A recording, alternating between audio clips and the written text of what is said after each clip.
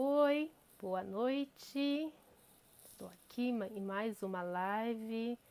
Hoje eu até anunciei que é uma dobradinha que eu vou fazer. Então, agora à noite vai ter uma live sobre açúcar, sobre doces e alimentação infantil. E amanhã vai ter uma live bem especial que é sobre consistência dos alimentos, né? E vai ser especial realmente porque, além de falar sobre as características das consistências dos alimentos na introdução alimentar, a ideia é demonstrar isso, né? Então, eu vou trazer alguns alimentos, vou exemplificar isso enquanto eu vou conversando. Hoje a ideia da live surgiu em função das conversas muitas que eu venho tendo com os pacientes, com as pessoas que frequentam os meus cursos, os grupos, as consultas, né? Eu atendo basicamente os bebês, as crianças pequenas na fase da introdução alimentar, né? E aí, conforme essas crianças vão crescendo, vai surgindo as dúvidas, né? Mas tem algum açúcar que essa criança pode consumir? Tem uma quantidade que é recomendada? Como que o açúcar vai sendo introduzido? E aí, como eu, sei lá, acho que coincidentemente esse assunto foi muito falado nesses grupos, então pensei de vamos trabalhar isso de uma forma mais coletiva. Estou vendo aqui as pessoas entrando e a ideia, eu estou aqui então com o meu celular ligado, conectado, eu vou conseguindo visualizar as perguntas, os comentários de vocês. Então fiquem à vontade para irem trazendo os questionamentos, alguma coisa que eu falar e você lembrar que de alguma situação, pode compartilhar aqui que eu vou ficar de olho na tela aqui subindo com as mensagens.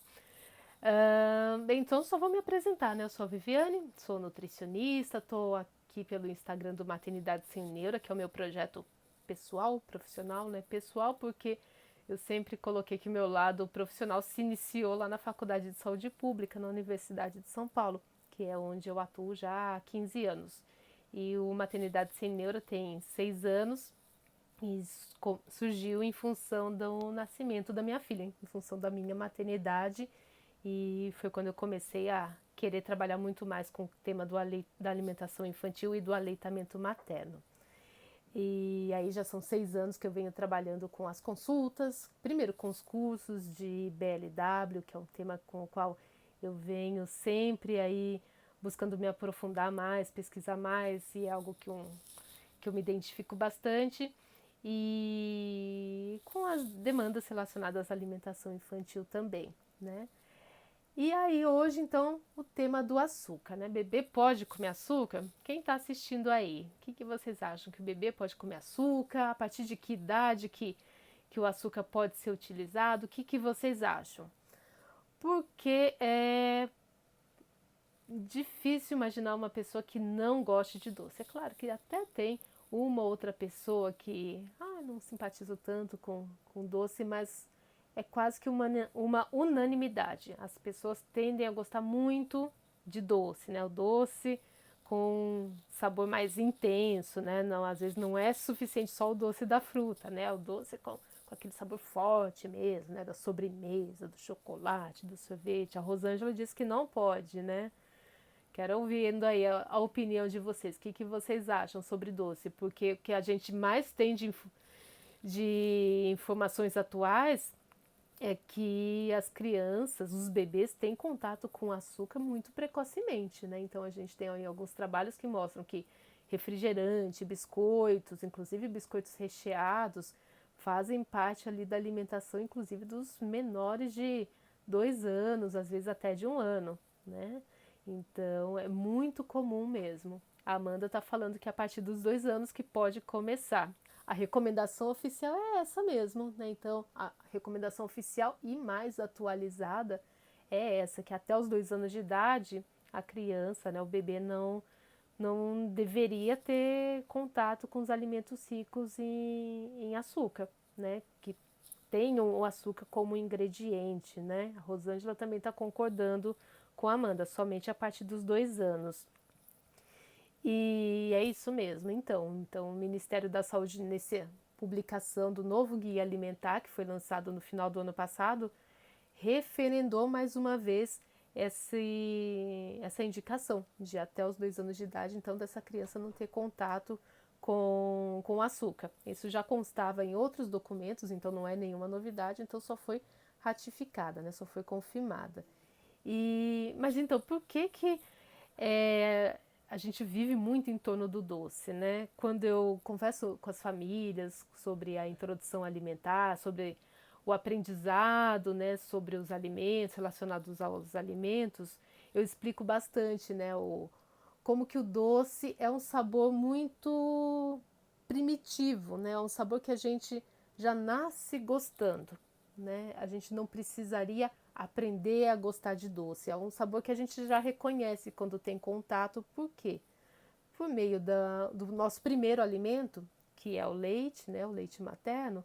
Tudo bem, ele não é um doce como um suco ali adicionado de açúcar, uma sobremesa, mas ele tem umas notinhas adocicadas, né? E o nosso paladar, então, ele é voltado realmente para já reconhecer o doce como algo que a gente já tem um reconhecimento, né? Já tem ali uma afinidade. E até se a gente for pensar ali nos nossos antepassados, nos nossos ancestrais, né?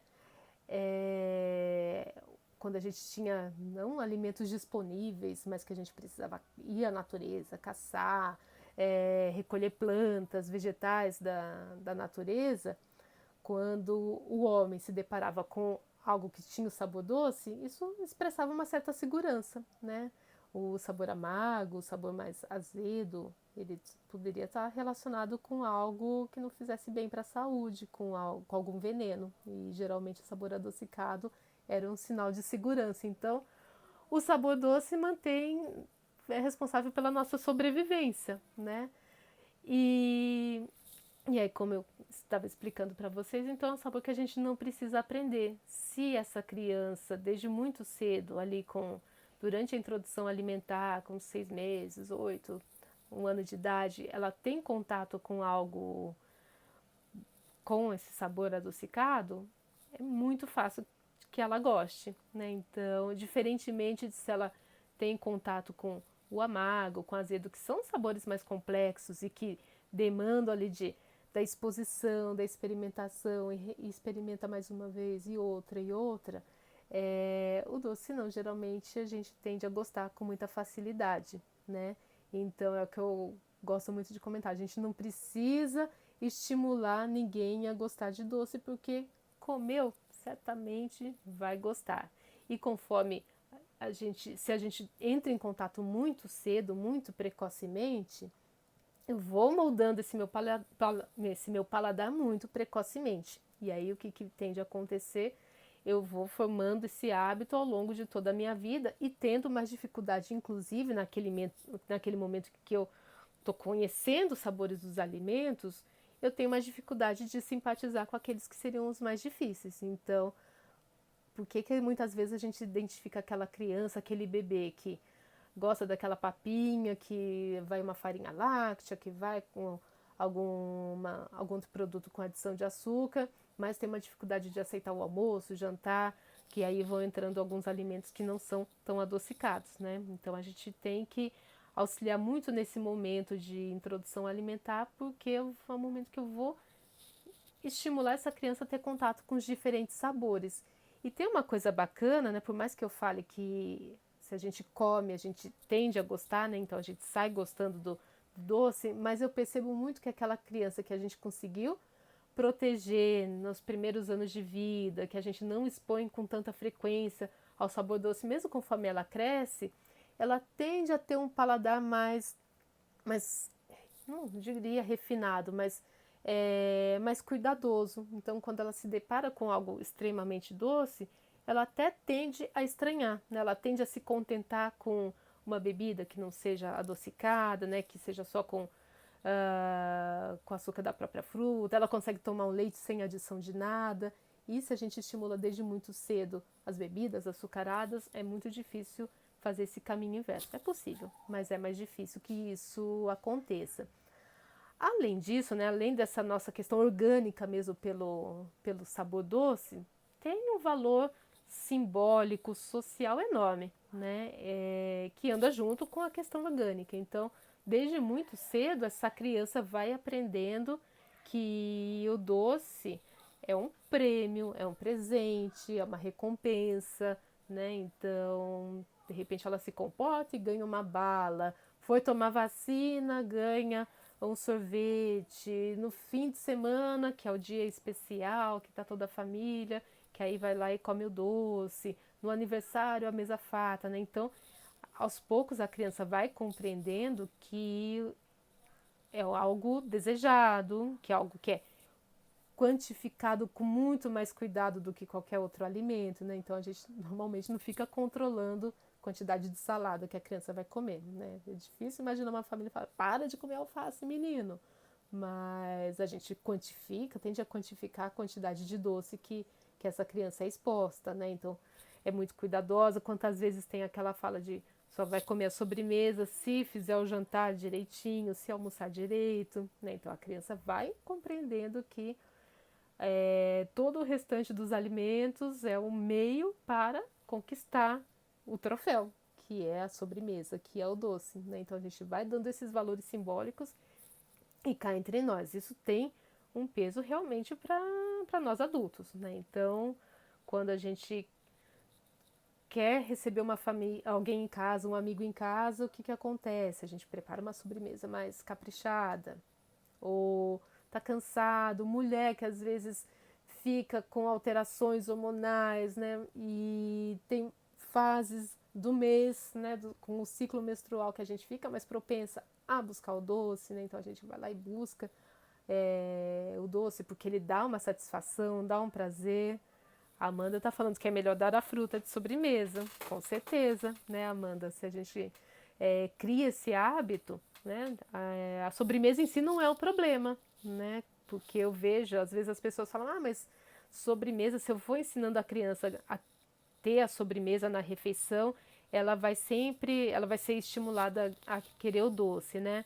Depende. Se como que eu mostro, como que eu apresento a refeição de casa, né? De repente a sobremesa é parte dessa refeição, então não tem problema nenhum, né? E aí, esse é o que eu estou falando do valor simbólico. Se a sobremesa é uma parte da refeição, da mesma forma como tem, pensa num restaurante, entrada, prato principal e sobremesa, né? Então, sei lá, fiz uma saladinha, tem o prato quente e aí tem a sobremesa.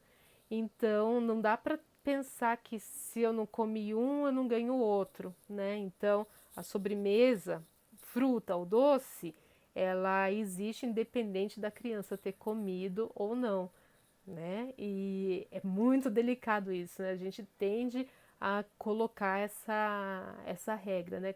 Tem que comer para chegar no outro. Mas aí é aquilo que eu falei, a gente está dando esse valor simbólico para esse peso aí para essa sobremesa. Então, se o combinado é ter sobremesa depois do almoço, depois do jantar, seja fruta ou seja um doce, a sobremesa precisa ser oferecida. O que a gente pode fazer, eu sempre falo, né? A gente precisa se comunicar com qualidade com essa criança, né? A gente precisa usar muito dessa comunicação, que a gente pode ir sinalizando para a criança que, olha, estou percebendo que você não está com muito apetite hoje. Você viu que a gente fez a salada, o prato quente, tem o arroz, tem feijão, tem frango, e eu estou vendo que você não está comendo tanto. Estou entendendo que você não está com fome. Então, a gente tem uma sobremesa e dado que você não estava com fome, você vai pegar um pedaço pequeno da sobremesa, porque eu estou entendendo que você não está hoje com tanto apetite, né? Então, você pode ir cuidando dessa quantidade de outra forma, sem sinalizar de dado que você não comeu, você não vai ganhar isso, né? Então, a gente vai até chegando da mesma forma, né? No mesmo ponto, que é de limitar, de sinalizar essa quantidade da sobremesa, mas sem mostrar que ela é uma premiação por ter comido tudo ou não comê-la é um castigo por não ter comido direito, né? Eu comentei então com você sobre essa recomendação, né? E é muito importante porque a gente fala do marco dos 2 anos, né? Então até os 2 anos deve se evitar não, não se deve oferecer alimentos contendo açúcar, né? Então, cujo açúcar é um ingrediente que dá essa característica do adocicado, mas também não significa que fez 2 anos e aí descamba, né? Pode comer qualquer coisa sem cuidado nenhum, né? Porque não faz muito sentido a gente proteger tanto até ali os 24 meses e depois você perder a mão, né? Então, fez 2 anos, essa criança vai crescendo, mas é uma entrada muito gradativa, né? Então, e se essa família consegue ter um hábito alimentar mais cuidadoso, em que realmente o doce aparece de uma forma muito pontual, muito sutil, é muito mais fácil dessa criança também não aderir a ter uma alimentação repleta ali com muita presença dos doces, né? Agora fica muito complicado querer proteger essa criança, né? Então, colocar tanta regra para ela de que não pode comer tal coisa, não pode, não sei o quê, se pai, mãe, filho mais velho, outras pessoas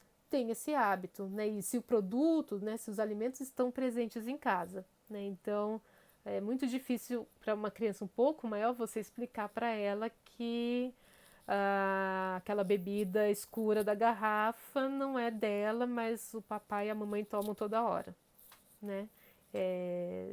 Você pode até proibir, colocar essas regras, mas em algum momento ela vai se deparar com a situação que ela vai poder tomar e ela tem como exemplo de que é a bebida do papai e da mamãe. A chance dela querer se apropriar disso é muito grande, né? Então a gente tem que tomar muito cuidado com essa alimentação da família, né? É o ponto principal para você conseguir auxiliar na formação do hábito alimentar dessa criança com relação aos doces e com relação ao entorno também, né? Então como que a escola lida com isso, né? Então, onde essa criança circula, porque tem que ter um discurso em sintonia, né? Não adianta, quer dizer, até adianta, né?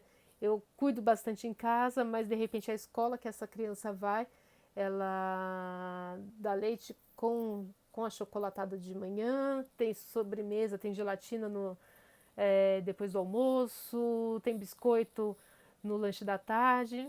Então isso precisa ser bem cuidado, né? E aí quem é que está falando? A Cris está falando, o hábito da família tem que mudar. Muitas vezes nas consultas eu gasto mais tempo cuidando dessa alimentação do adulto do que da criança, porque se eu cuido da do adulto, a criança entra como uma consequência muito mais fácil, né? É difícil eu querer só cuidar daquela pessoinha enquanto todo o entorno está fazendo coisas diferentes, né?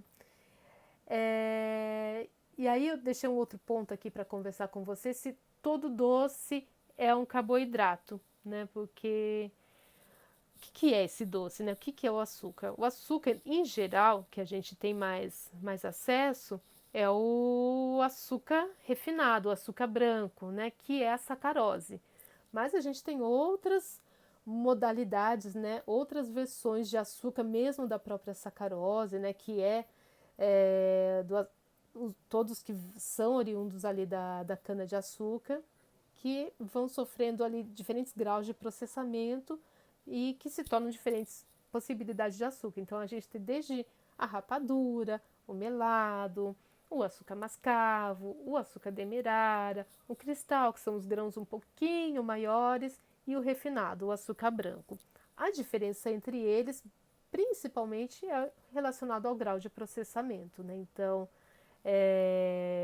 um açúcar mascavo, um melado, eles são menos processados, né? Então tem aquela cor ainda daquele caldo ali que foi sendo concentrado da cana-de-açúcar, né? E para ele ficar refinado aí é um processamento muito mais intenso, mas sem adição de substâncias, não ficam retidas substâncias no açúcar refinado.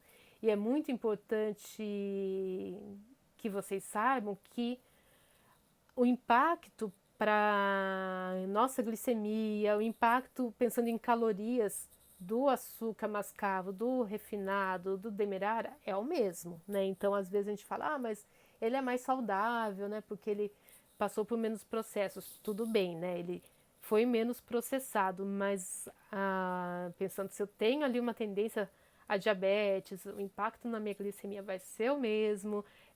Se eu estou cuidando da minha alimentação e quero diminuir um pouco dessas calorias aí dos doces, trocar um açúcar refinado por um açúcar mascavo não vai fazer grandes diferenças também.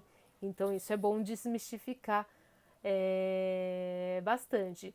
E existem outros alimentos, outros ingredientes que dão também essa característica adocicada às preparações, né? O mel é um desses ingredientes e que tem essa conotação, né, de um produto natural. Na verdade, é um produto natural, né?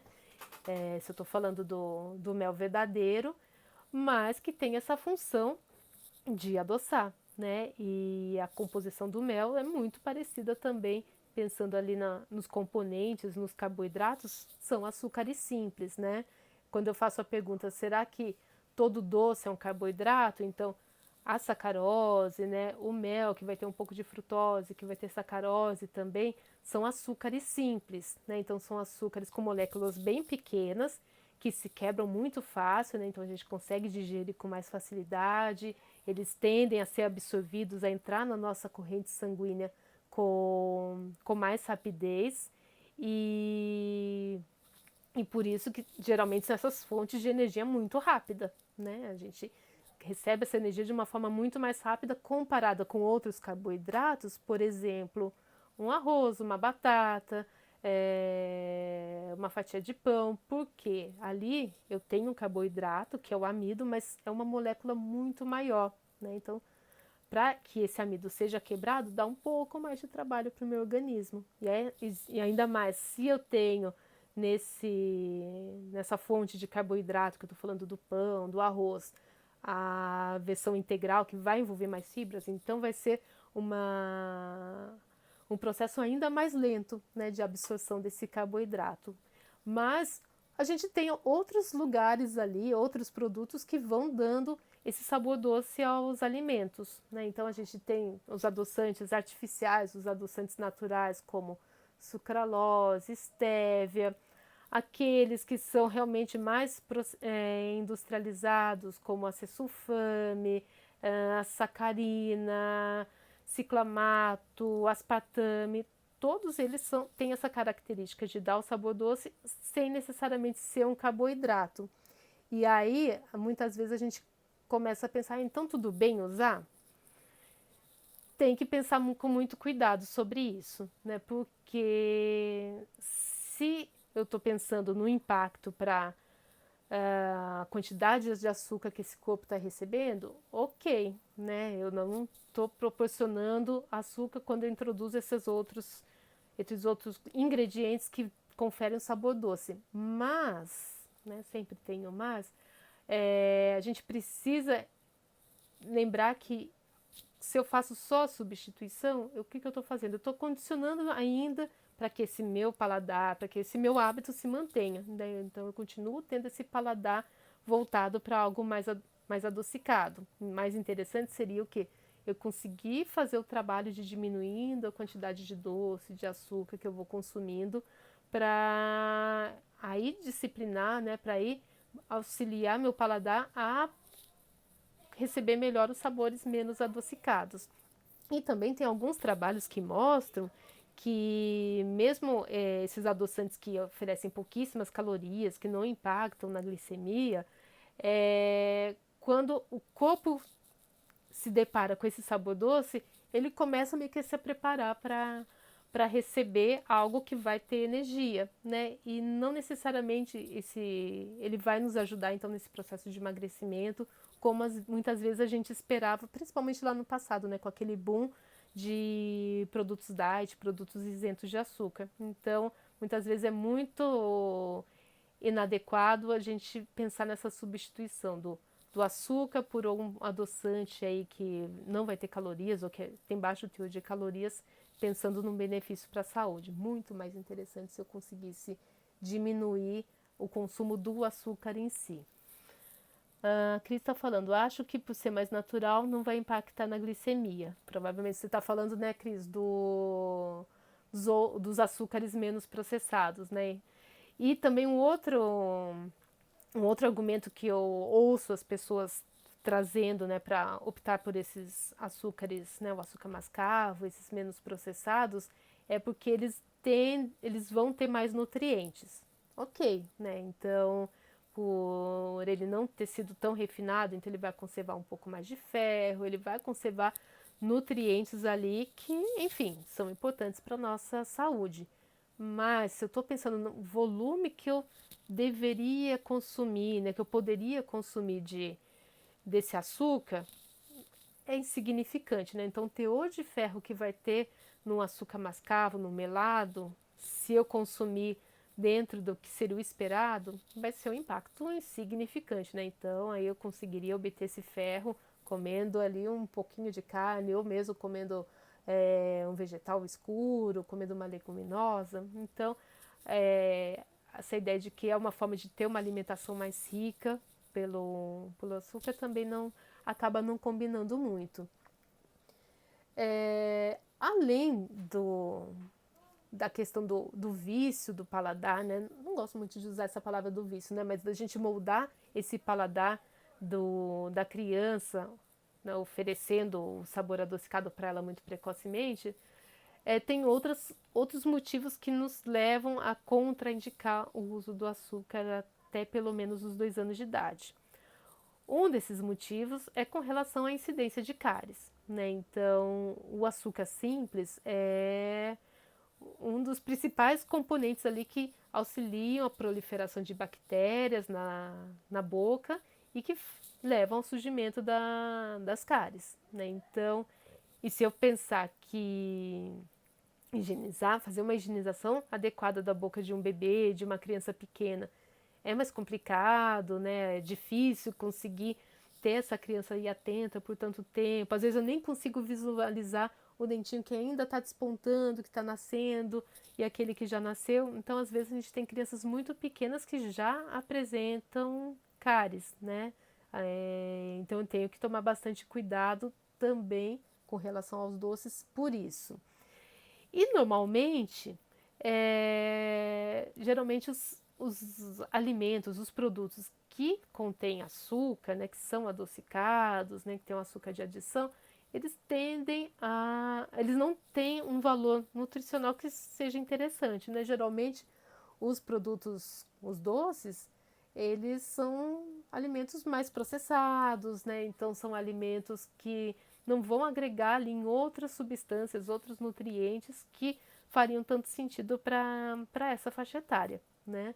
E dependendo da frequência, da quantidade que ele é consumido, pode levar ao excesso de peso, à obesidade, inclusive infantil, né? Até algum tempo atrás a gente falava muito de obesidade para adulto, né? Para as pessoas que já ali passaram da juventude, mas e que realmente tem uma prevalência muito alta. E a nossa preocupação com as crianças era muito com relação ao baixo peso.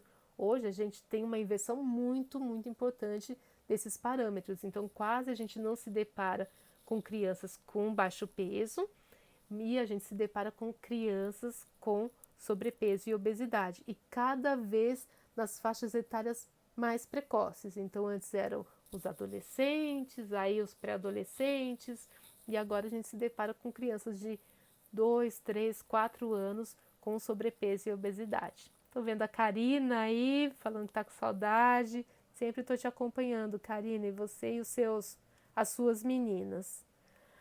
A Rosângela perguntou o que fazer quando a pessoa é viciada em doce. Vou tentar responder isso para você também, Rosângela. Então eu elenquei esses pontos, né, relacionados a não oferta, né, ao motivo da gente não expor a criança ao sabor doce. Então, valor nutricional, ao condicionamento do paladar e ao surgimento ali das cáries.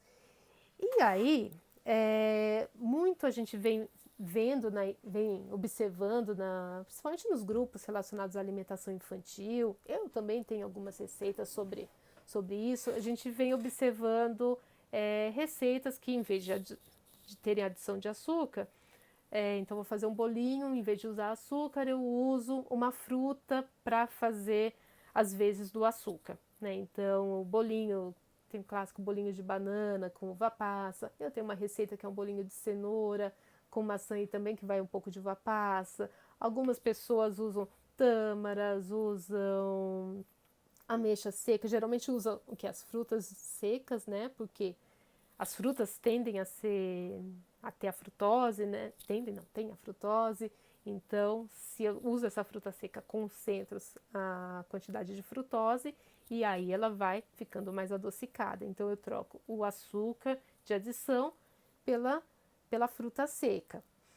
Fica um alimento mais interessante, mais rico, mais nutritivo? Com certeza, né? Fica muito mais interessante. Então, se eu, em vez de fazer um bolo simples com, sei lá, 1,5 xícaras de açúcar, eu tô colocando 1,5 xícaras de uva passa, eu tô colocando muita fibra, tô colocando algumas vitaminas e minerais, mas eu tô colocando também o açúcar da fruta, né? Ah, um açúcar natural, ok, um açúcar natural, mas pensando num daqueles meus motivos para não ficar expondo essa criança ao sabor super doce, né, que é o condicionamento do paladar, eu tenho que tomar alguns cuidados, né? Então, se com muita frequência eu estou fazendo um bolinho que eu substituo o açúcar pela uva passa, um biscoitinho, uma panqueca, sempre tem esse sabor doce em detrimento dos outros sabores, de uma certa forma eu estou ali tentando condicionar essa criança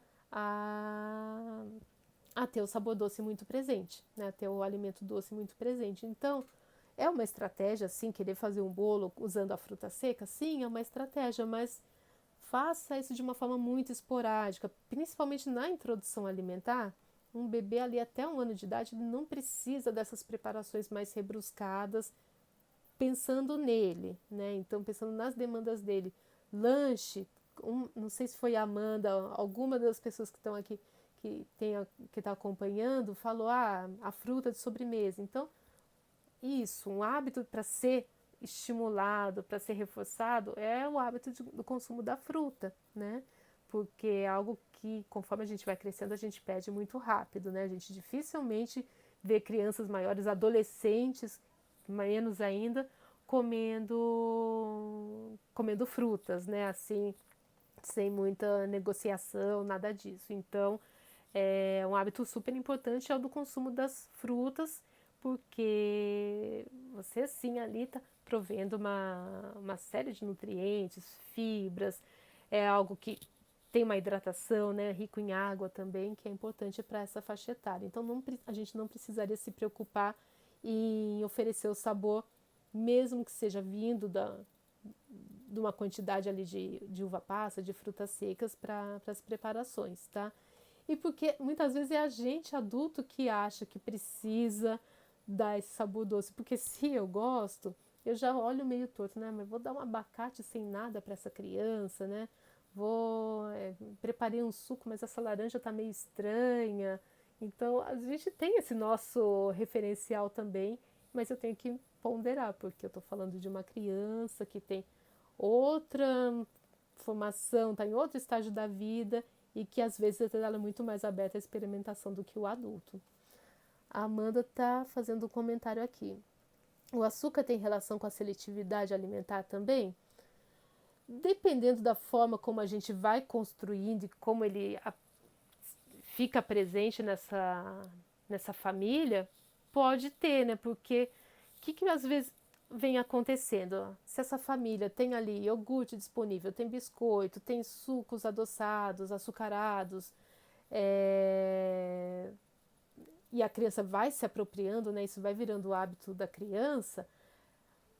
Quando ela se depara com a comida, né? O arroz, feijão, salada, bababá, etc., ela pode começar a recusar porque ela sabe que existem outros componentes, outros alimentos ali que ela pode recorrer, E a gente, enquanto pai, enquanto mãe, muitas vezes a gente tem medo dessa criança passando fome, né? Então, o adulto fica angustiado da criança que não almoçou, que a criança não jantou, e muitas vezes vem aquela coisa de, eu prefiro que ele coma, sei lá, umas bolachinhas, que ele tome o iogurte, do que ficar de barriga vazia. Como se isso fosse, pular uma refeição, ficar sem uma refeição, fosse ser responsável por uma catástrofe na vida dessa criança, né? Se ela fosse desnutrir ali de uma hora para outra, né? E aí a criança, assimilando essa informação de que não comendo, não investindo naquela alimentação, mesmo assim ela recebe outras coisas, pode intensificar sim a monotonia alimentar, essa dificuldade dela de aceitar os outros sabores, aceitar os outros alimentos, né? Mas tem muito a ver principalmente com essa dinâmica familiar, né? Tem um outro comentário aqui da Cris. Uso precoce de farinhas agregadas até antes dos 6 meses já começa todo esse processo. Eu acho que ela está falando das farinhas lácteas, né? Então, esses produtos muito industrializados que são vendidos desde, sei lá, quantas décadas atrás, como alimentos de criança, né? Então, que lá antigamente o pediatra prescrevia, né? A mamadeira com bababá e mais farinha láctea, aqueles misturas ali de mingau, a base de mingau, que são bombas calóricas, né? Que fazem aquele papel de deixar o bebê rechonchudo, estufadinho, com cara de saúde, e que hoje a gente vê, os adultos lá dos anos 80, sou eu, né? Somos essa geração aí que a gente tem 50% de sobrepeso e de obesidade, e com todas as doenças ali atreladas ao excesso de peso, né? Então, doenças cardiovasculares, alterações de pressão, de colesterol, de glicemia. Teve uma pessoa que perguntou como que a gente faz para cuidar do vício de açúcar. Dá pra gente passar ali, quanto tempo que eu tenho? Eu tenho tempo ainda para conversar sobre isso. Dá para passar, acho que uma noite inteira conversando sobre isso, né? Então, primeiro, é importante a gente considerar o que tem na alimentação dessa pessoa, né? Então, ela consegue se alimentar adequadamente, porque, né, se o doce é essa fonte de prazer rápida, né, aquela que dá mesmo esse ânimo, né, faz liberar ali muitas substâncias no nosso organismo que estão relacionadas à sensação do bem-estar, né, eu preciso olhar primeiro para a alimentação como um todo dessa pessoa. Quantas vezes a gente passa o dia inteiro sem comer, comendo muito mal, comendo de pouquinho porque está trabalhando, está com pressa, aí chega em casa cansado, estressado, né? Às vezes teve um dia difícil e vai lá, tá brilhando aquela barra de chocolate, cai matando na barra de chocolate, né? Então, será que se eu tivesse me organizado melhor durante o dia, será que eu precisaria comer a barra de chocolate inteira? Então, essa é uma questão ali a ser discutida, né? Às vezes a gente tem que cuidar do todo para aí facilitar que esse doce não seja ali um grande problema. Estou falando aqui do adulto, mas também vale para as crianças maiores, né? Porque muitas vezes isso acaba aparecendo, a gente acaba se deparando até com na faixa das crianças, né? O outro ponto, né? Se eu estou falando que doce é fonte de prazer, será que essa pessoa tem outras fontes de prazer? Né? É um ponto bem bacana, ainda mais se a gente falando em pandemia, isolamento social, todo mundo em casa, às vezes angustiado, notícia terrível na televisão, um monte de coisa assim que vai deixando a gente mal-humorado, triste, tenso, sofrendo, e aí prazer, onde que eu posso ter prazer? Dentro dessa casa pequenininha, na minha geladeira, né? Na minha despensa. Então, se o doce está vindo ali para tampar meus sentimentos, a me ajudar ali a lidar com situações difíceis, né? Talvez valha a pena pensar um pouco nisso. Onde mais que eu tenho prazer, né? Às vezes a gente vai achar prazer lendo, cantando, dançando, escrevendo, conversando com um amigo, enfim, né? O que motiva, né? O que me faz achar graça da vida, o que me mobiliza, né? E o que me angustia também, né? Porque às vezes se eu consigo lidar melhor com essas angústias, consigo trabalhar com essas angústias, eu vou ter uma tendência a recorrer menos a essa minha fonte de prazer, que é pela alimentação, e aí a alimentação entendendo como um doce. E aí, uma outra coisa que também vale a pena destacar é o muito cuidado com esses com 880, né? Eu vejo muitas pessoas, quando eu estou trabalhando ali com os adultos, que trazem esse discurso. Eu prefiro não comer do que comer só um pouquinho, né? Muita característica daquela pessoa. Então, tá, segunda-feira, né? Na tal da segunda-feira. Segunda-feira eu vou parar de comer doce e vou, nossa, não, café sem açúcar, não tem mais sobremesa, não tem mais biscoito, não tem mais nada de nada de nada. Aí passa lá 2, 3 dias, ok, animado, uma semana dá uma estremecida, outro fim de semana foi para casa de alguém, ou é uma festa de aniversário, aí se depara lá com doce, ou começou a ficar angustiado, aconteceu um problema no trabalho, tá lá com aquele doce, em vez de comer só um pouquinho, destrói, né? Então faz aquele estrago, come um monte, né, para compensar tudo aquilo, porque ficou angustiado e assim, era um hábito que a pessoa tinha, né? Então ela sempre gostou, de repente ficar sem, imagina, né? Eu amo minha filha, de repente eu fico sem ela, quando eu vejo o que eu vou fazer? Eu vou fazer só um carinho? Não, eu quero abraçar, quero apertar. É mais ou menos isso que acontece com doce também. Então, conseguir achar esse equilíbrio, né? Quando a gente começa a condenar muito alguns alimentos e o doce entra muito nessa categoria, então, o doce é um veneno, faz mal para a saúde, deveria ser abolido.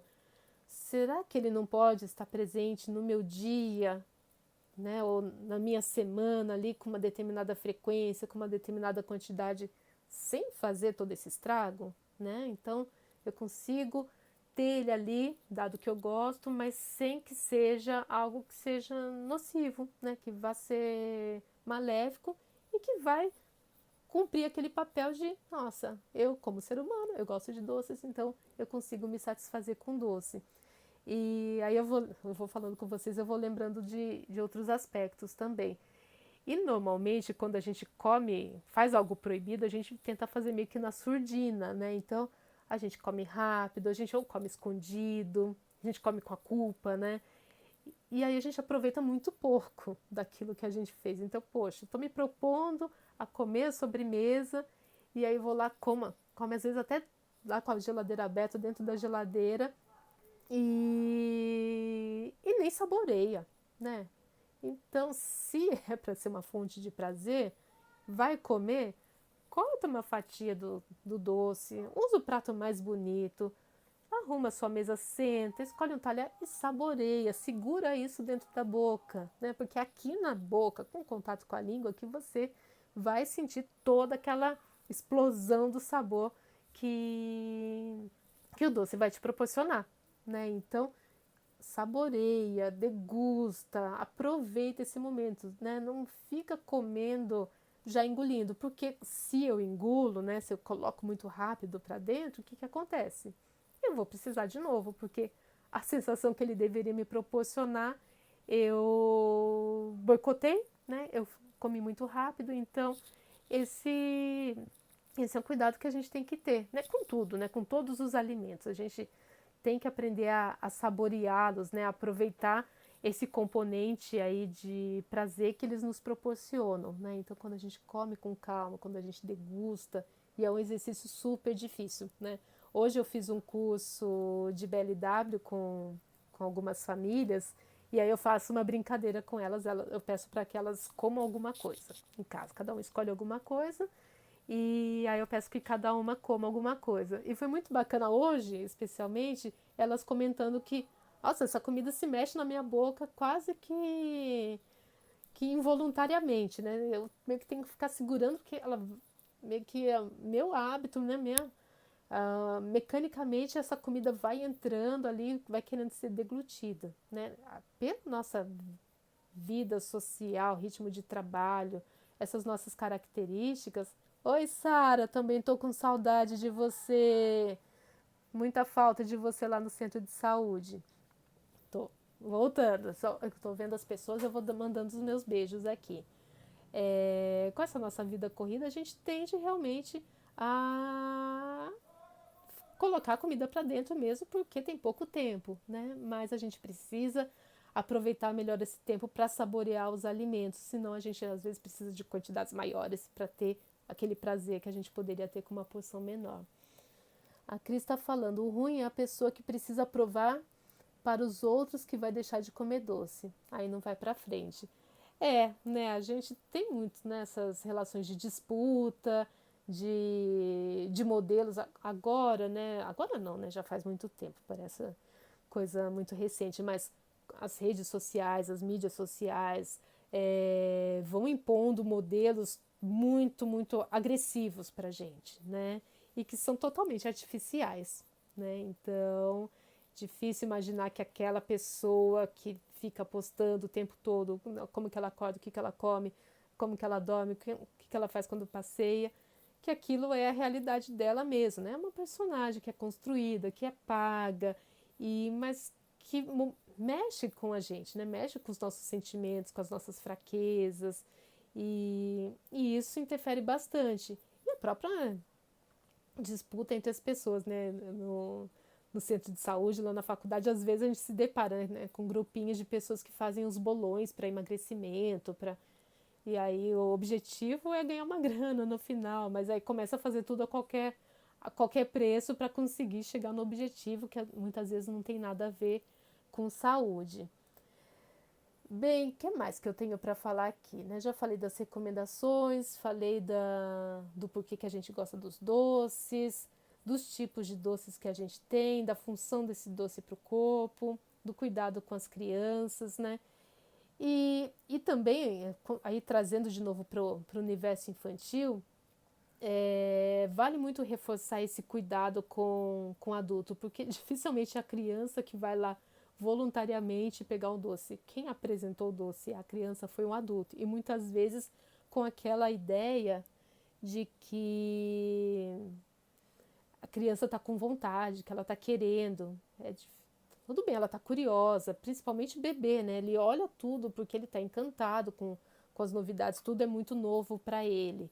E então a gente às vezes acaba avançando, né? Principalmente as pessoas até um pouco mais velhas, né? Tem aquela referência de, ai, coitadinho, tá passando vontade, vai fazer mal, não pode, vai ficar doente. E aí acaba incentivando alguém que nem estava ligando para o brigadeiro da festa, queria mais era brincar, nem ligava para aquele refrigerante, mas foi alguém que pôs lá na mamadeira dele e fez com que ele experimentasse, né? Então, acho que o adulto é o principal cuidado, né? Geralmente é a gente que faz muitos dos estragos ali na alimentação infantil, né? Então, tanto pelo nosso hábito, que precisa mesmo ser repensado. Então, se eu sou pai, se eu sou mãe, se eu sou uma responsável por uma criança, eu tenho que olhar para o meu hábito, se eu realmente quero construir o melhor hábito para essa criança, né? Não dá para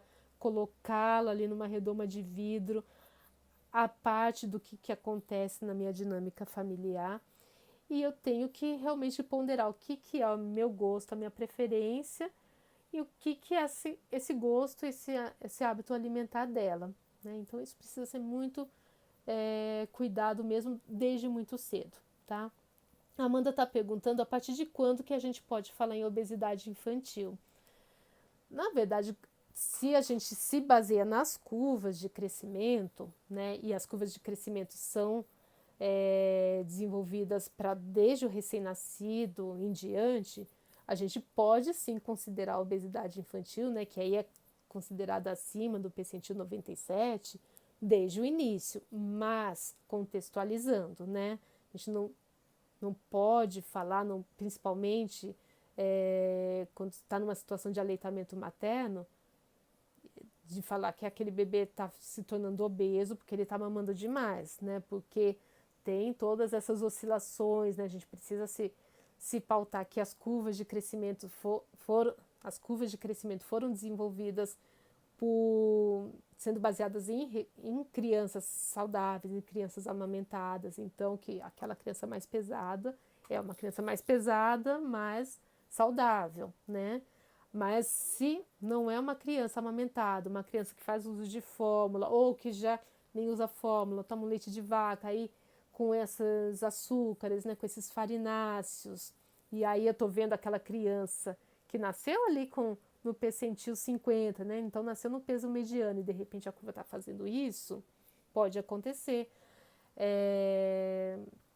Algum tempo atrás eu atendi uma família que a criança já tinha sido desmamada, né? Fazia uso de fórmula e a quantidade de fórmula que ela tomava, né? A frequência, o volume, estava mostrando muito nítido isso, né? Uma curva extremamente inclinada, levando essa, não era, acho que não era nenhuma criança, era um bebê ainda, ou ali pertinho dos 2 anos, levando ele à obesidade, né?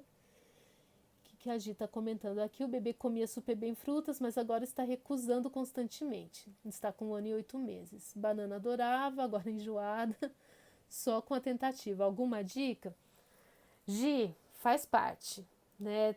Tem essa faixa etária, eu falo que do 2º ano de vida até realmente quando ele eclode ali os 2 anos de idade, a criança começa a ficar mais seletiva, né? Seletiva no sentido de selecionar diante de todo aquele repertório. E acontece essas coisas muito que a gente não entende. Então, comia fruta que era uma beleza, depois para de comer, né?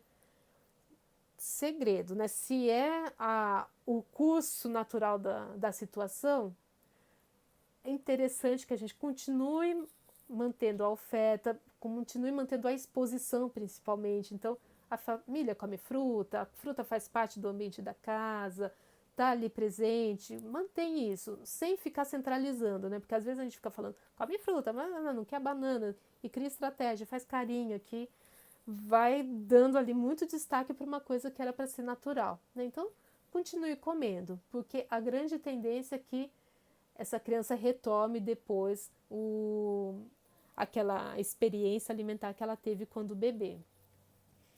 A Amanda perguntou, sendo somente leite materno, posso entender que começa com o ano, que quando o leite passa a ser o complemento? Você está falando da obesidade, né, Amanda? Sim, e fazendo algumas ressalvas, né? Então, a gente pode olhar como que está esse processo dos outros alimentos, como que isso está acontecendo também, para avaliar esse ganho de peso. E também sempre, que eu sempre falo, né, comparando essa criança com ela mesma. Então, se é uma criança que sempre teve lá no PCT 97, desde quando nasceu, desde os primeiros meses, e se ela se mantém, eu tenho uma leitura. Se é uma criança que estava ali embaixo e de repente começou a inclinar, eu tenho outra. Como seria o contrário também, né? Se ela começasse a declinar ali nos parâmetros, tá?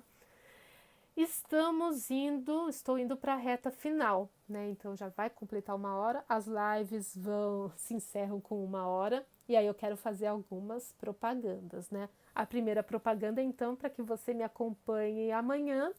Amanhã vai ter uma live às 11 horas aqui pelo Instagram do Maternidade Sem Neura sobre consistência dos alimentos na introdução alimentar. E aí vou lá para a cozinha da minha casa, vou preparar alguns alimentos para ir exemplificando, falando um pouco dessa consistência inicial, como que a gente tem que se cuidar para evoluindo essa consistência também. Tendo condições, eu vou falar da consistência do alimento não só oferecido na colher, mas do alimento para o bebê comer sozinho, né? Então, para ele interagir com os alimentos. Então, aproveite, apareça amanhã, porque eu acho que é um tema muito, muito importante e que ele vai representar, né? Para quem me conhece do centro de saúde, todo mês tem um encontro voltado à alimentação complementar para as famílias que passam no centro de saúde. Como a gente suspendeu as atividades coletivas, então eu estou fazendo mensalmente essa atividade via o Instagram, que é uma tentativa aí de atingir aquelas famílias, talvez, e outras tantas aí que possam se beneficiar. Além disso, os cursos, aí pensando do Maternidade Sem Neura, tem acontecido, são os cursos virtuais, então não são cursos mais presenciais que estão acontecendo. São 2 cursos que estão aí rotineiramente acontecendo, né? O que o bebê vai comer, que é um curso baseado nas recomendações mais atuais que estão ali disponíveis no Guia Alimentar e como que a gente pega todo aquele monte de informação e transforma em prática, uma prática aí sem neura e saudável. E o curso BLW Sem Mistérios, né? Que é um tema aí com o qual eu venho me dedicando, que eu gosto muito, tenho muito prazer de falar, né? Então, se famílias que estejam por aí na fase da introdução alimentar, que tenham interesse em participar desses cursos, o curso de o que o bebê vai comer, eu ainda tenho vagas, vai ter um que vai acontecer na semana que vem, eu ainda tenho vaga disponível, então me chama no privado, que aí você talvez possa fazer a sua inscrição. E quem tiver interesse no BLW Sem Mistérios também pode me chamar. Eu não tenho a data já em aberto, porque o da semana que vem já está lotado, mas dependendo da demanda, eu vou propondo aí novas datas para as pessoas. A Gi está falando que recomendo de BLW. Obrigada, Gi. E também, né, não querendo fazer curso, tendo outras demandas de meu filho parou de comer tal coisa, não sei como conduzir agora que ele já tem tal idade, porque tem alguns marcos bem importantes, né, o do 1 ano, geralmente quando começa a andar, o marco dos 2 anos. Os atendimentos estão acontecendo também no formato online, então pode também me chamar no privado, pode me chamar pelo WhatsApp, tá ali na minha identificação do Instagram, e a gente pode combinar um horário para conversar melhor, fazer uma anamnese, fazer uma avaliação desse ganho de peso da criança, do bebê, para auxiliar no entendimento, né? Será que tem um risco nutricional? Será que não tem? Como que eu preciso cuidar disso? Tá? Então, pode me acionar também. E como eu sempre falo, né? Tem sugestões de temas, assuntos que eu poderia trabalhar? Me manda, né? Compartilha comigo, porque em função disso, né? Essa live de hoje surgiu em função das demandas do grupo. Em função disso, eu vou propondo os outros temas aqui para serem trabalhados com vocês, tá bom? Então, quero agradecer para as pessoas que estiveram por aqui, muitas pessoas que eu já conheço presencialmente, outras que eu estou ficando até íntima de ver aqui pelas lives, pelas redes sociais, então meio que a gente parece que já até se conhece. E desejo uma ótima noite para vocês e até amanhã. Tchau, tchau, gente!